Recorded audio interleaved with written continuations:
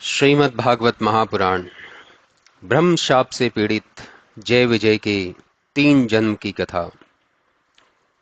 श्री सुखदेव जी के इतना कहने पर राजा परीक्षित ने पूछा, हे मुनीश्वर, उधर जो आपने कहा कि दिति के पुत्रों को भगवान विष्णु ने मार डाला था और तब दिति ने मरुदगणों को उत्पन्न किया, यह मुझे कुछ ठीक समझ में नहीं आता, क्योंकि भगवान तो बड़े ही दयालु और शिष्ट विरोधी कार्यों से सदैव दूर, समदर्शी, सबको प्रिय और प्राणी मात्र के शुभ चिंतक हैं।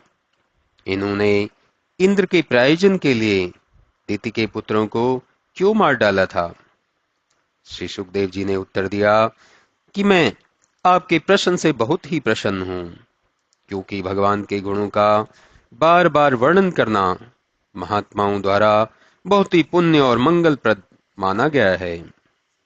हे राजन, भगवान तो प्रकृति से परे सात्वादि गुणों से पृथक हैं, किंतु उनमें विकास और संकोच भी होता है। जैसे पात्र के आकार भेद से जल का स्वरूप विविध होता है। हे राजन, आपने यह प्रश्न जो मुझसे किया है, यही प्रश्न तुम्हारे दादा युधिष्ठिर ने नारद जी से पूछा था। मैं तुमसे वही इतिहास कहता हूं। चेदी नरेश शिशुपाल अधर्मा था और श्री कृष्ण जी से शत्रुता रखता था। राजसूय यज्ञ में उसने श्री कृष्ण जी को हजारों गालियां दी, फिर भी भगवान कृष्ण ने उसे बैकुंठ भेज दिया था, जो बड़े बड़े मुनियों के लिए भी दुर्लभ है। इस घटना के बहुत दिन बाद नारद जी एक बार युधिष्ठिर के यहाँ गए, तो महाराज युधिष्ठिर ने पूछा, मुझे इसका रहस्य बतलाइए कि राजा वेन ने तो एक बार केवल निंदा ही की थी, जिस पर उसे नरक के महा अंधकूप में गिरा दिया था, किंतु महापापी शिशुपाल मोक्ष को कैसे प्राप्त हो गया? नारद जी ने कहा, हे महाराज, आत्मा एक है, उसमें द्वैत का स्थान नहीं है। वह आत्मा ही परमात्मा है, जिसके सामने निंदा स्तुति सब बराबर है। अतएव भगवान किसी को अपना शत्रु अथवा मित्र समझकर कोई फल नहीं देते। वास्तविक बात यह है कि भगवान के प्रति भक्ति होनी चाहिए, चाहे वह भक्ति किसी भी रूप में हो। भक्ति होने पर उत्तम गति अवश्य ही प्राप्त होती है। शिशुपाल ने शत्रु समझकर, गोपियों ने कामवश, आप लोगों ने मित्रतावश, और मैं उन्हें परमात्मा जानकर उनमें भक्ति रखता हूं। चाहे जिस रूप में भी हो, भक्ति होने पर उत्तम गति अवश्य प्राप्त होती है। दंतक वक्र और शिशुपाल दोनों ही पूर्व काल में भगवान के पार्षद थे और ब्रह्मशाप से नीचे गिरा दिए गए थे। तब नारद जी के ऐसा कहने पर युधिष्ठिर ने उनसे पूछा, यह तो विचित्र वार्ता है कि विदेशी शिशुपाल को परतत्व परमात्मा श्री कृष्ण की सायुक्त मुक्ति मिली, क्योंकि यह तो उनके एकांत भक्तों के लिए कठिन थी।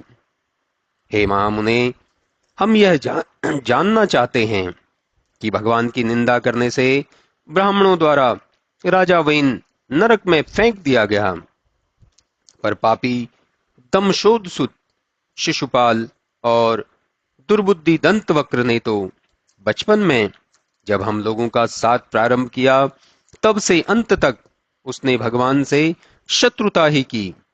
जो अव्यय और परम ब्रह्म भगवान थे, वे उन श्री विष्णु जी को बहुत गाली दिया करते थे, तो भी इनकी जीवा को न कुछ कष्ट ही हुआ और न ये भयंकर नरक में ही जा गिरे, किंतु सबके देखते ही अत्यंत दुष्प्राप्त रूप वाले भगवान में बिना प्रयास ही किस प्रकार विलीन हो गए। हे भगवान, यह बड़ी अद्भुत बात है।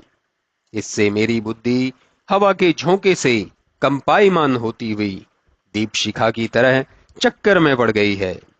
अतः आप मुझे इसका भेद बतलाइए।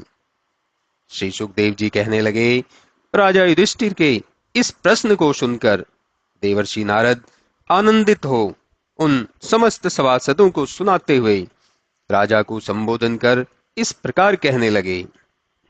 नारद जी ने कहा, प्रकृति पुरुष के अविवेक से अर्थात पुरुष प्रकृति से अलग है तथा निर्लेप है। इस बात को न जानने से ही निंदा, स्तुति, आदर तथा अपमान के आधार रूप इस देह की कल्पना हुई है। हे राजन, देहाभिमान से ही प्राणियों में अहंता तथा ममत्व रूपी विषमता है और उसी विषमता से ही ताड़न, निंदा आदि दुख होता है।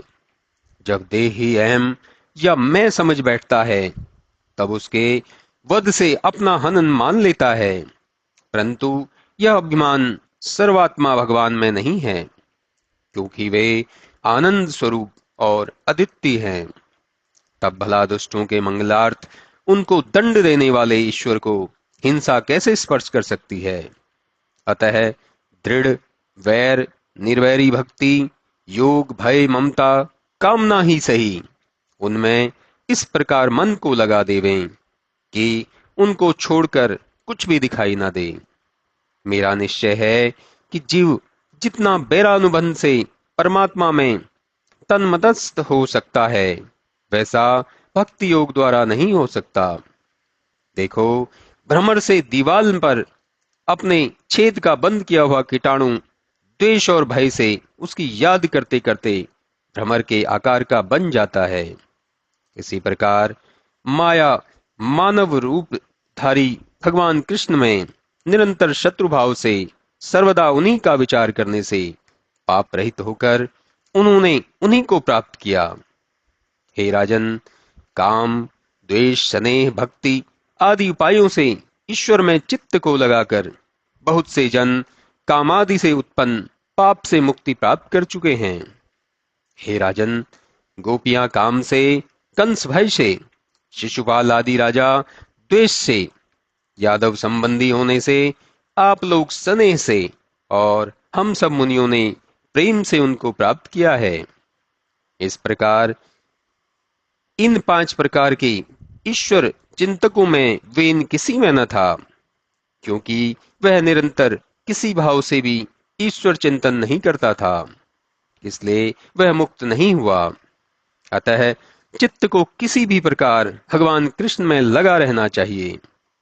हे पांडव, आपके मौसेरे भ्राता शिशुपाल और दंतवक्र भगवान विष्णु के मुख्य अनुचर थे, जो विप्रशाप से ही उस स्थान से भ्रष्ट हो गए थे। यह वार्ता सुनकर युधिष्ठिर ने कहा, हे महामुने, भगवान के अनन्य भक्तों का संसार में गिर जाना जो विश्वास का पात्र नहीं समझा जाता।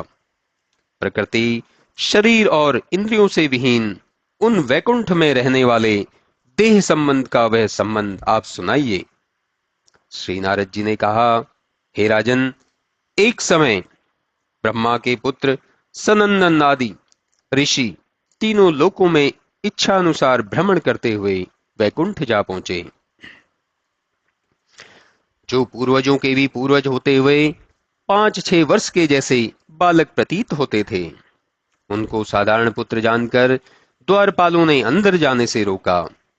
इस बात पर क्रोधित होकर उन लोगों ने द्वारपालों को शाप देते हुए कहा, अरे दुष्टो, तुम दोनों श्री भगवान नारायण के रजोगुण और तमोगुण रहित श्री कर्ण कमलों की सेवा के योग्य नहीं हो, इसलिए तुम स्वर्ग से पापिष्ट दैत्य योनि में जन्म लो।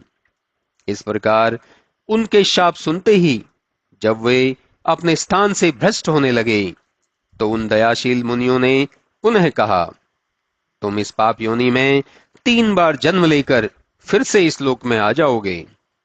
इसके अनंतर वे दोनों द्वारपाल असुर और दानवों से सम्मानित दिति के पुत्र हुए। उनमें हिरण्यकशिपु बड़ा तथा हिरण्याक्ष छोटा था। उनमें से हिरण्यकशिपु को भगवान ने नरसिंह का रूप धारण कर वध किया तथा भूमि का उद्धार करते समय वाराह रूप को ग्रहण कर हिरण्याक्ष का नाश किया। हिरण्यकशिपु तो अपने पुत्र भगवत भक्त प्रहलाद का हनन करने की अभिलाषा से उन्हें तरह तरह से सताया, परंतु अनेक यत्नों से भी वह सब जीवों के आत्मस्वरूप, अत्यंत शांत, प्रिय, समदर्शी और भगवान के तेज से प्रहलाद को न मार सका। इसके बाद वे दोनों दूसरे जन्म में विशर्वा के केशनी के उदर से रावण तथा कुंभकर्ण हो उत्पन्न हुए। इन्होंने समस्त प्राणियों को पीड़ित किया। इस जन्म में भी भगवान ने रामावतार ग्रहण कर उनका हनन किया। हे राजन, आगे चलकर श्री रामचंद्र का चरित्र मार्कंडेय मुनि से तुम श्रवण करोगे। और तीसरे जन्म में वे दोनों ही क्षत्रिय स्वरूप में तेरी मौसी के पुत्र होकर उत्पन्न हुए और कृष्णचंद्र के चक्र प्रहार से पाप शून्य होकर शाप से निर्मुक्त हुए हैं। वे विष्णु पार्षद चिरद्वेष से निमित्त बहुत ध्यान से निरंतर विष्णु के समान रूप को प्राप्त पुनः उन्हीं के पास चले गए। राजा युधिष्ठिर ने पूछा, हे भगवन, हिरण्यकशिपु ने अपने प्रिय पुत्र महात्मा प्रहलाद से शत्रुता क्यों की तथा दैत्य वंश में जन्म ग्रहण कर प्रहलाद ने परमात्मा में अपना चित्त कैसे रमाया, वह भी कहिए।